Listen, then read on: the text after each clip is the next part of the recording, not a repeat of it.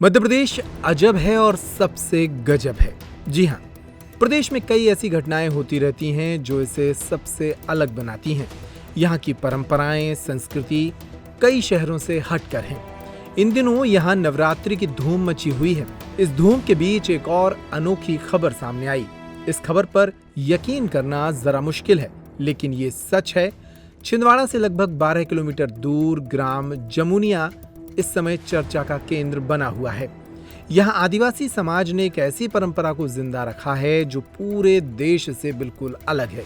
दशहरे पर जहाँ पूरे देश में रावण दहन की तैयारी होती है, वहीं यहाँ आदिवासी समाज रावण की भव्य प्रतिमा स्थापित कर रहा है।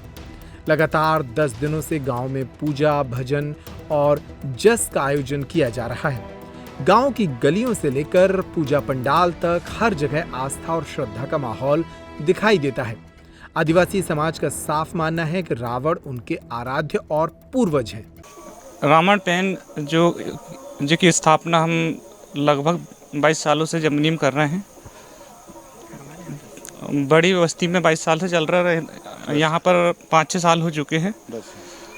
हम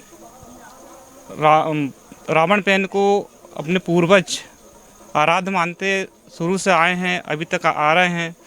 कुछ आर्य संस्कृति या अशिक्षित होने के कारण हमारा समाज को जागरूक होने में थोड़ा टाइम लगा है, इसलिए हम लेट जागरूक हुए हैं। बाकी विज्ञान हमारे इतिहास बोलता है। आज हम मेघनाथ मानते हैं, खड़ेला देव मानते हैं, तो इसी से हमें पता चलता है कि हमारा जो रावण पेन भी हमारे पूर्वज हिस्से ही है, इसलिए हम उनको मानते आ रहे हैं और आगे भी मानेंगे। आदिवासी कहते हैं कि रावण दुष्ट नहीं बल्कि ज्ञान, शक्ति और सम्मान का प्रतीक है।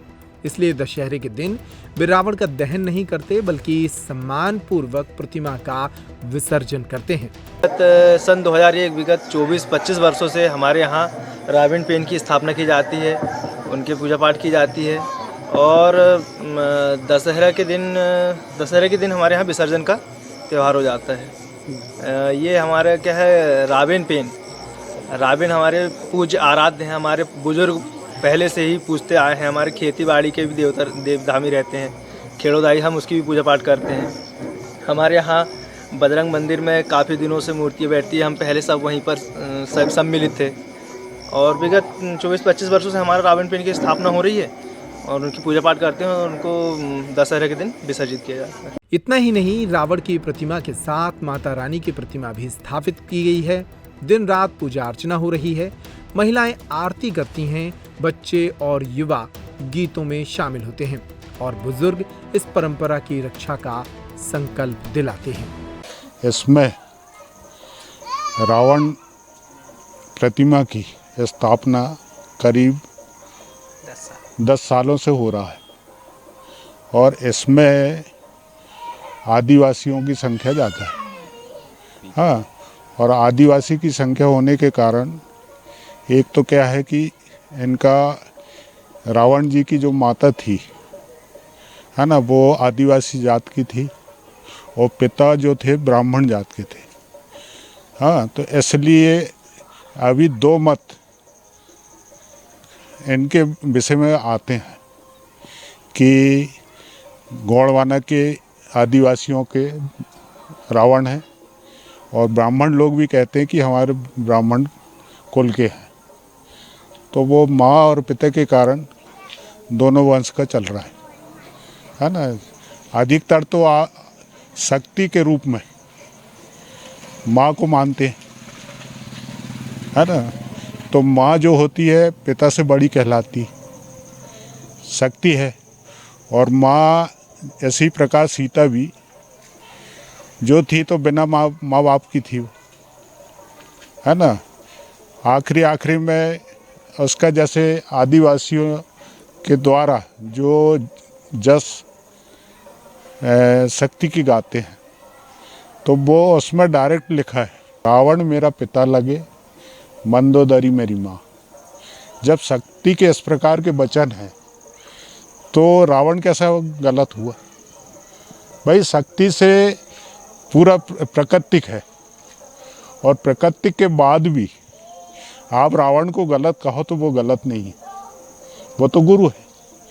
इसी प्रकार राम के गुरु कहलाए हो। तो दशहरा जो मनाते हैं आप, तो दशहरा इसलिए मना रहे कि आप रावण के अंतिम संस्कार कर रहे हो, और 9 दिन जो होता तो वो देवी का रहता है। हाँ, तो 9 दिन मारने के बाद दशहरा को तो मानना ही पड़ेगा आपको। भाई आपने मृत्यु दंड तो दे दिए, लेकिन उनका कार्यक्रम किसने किया? हुआ उसका कार्यक्रम।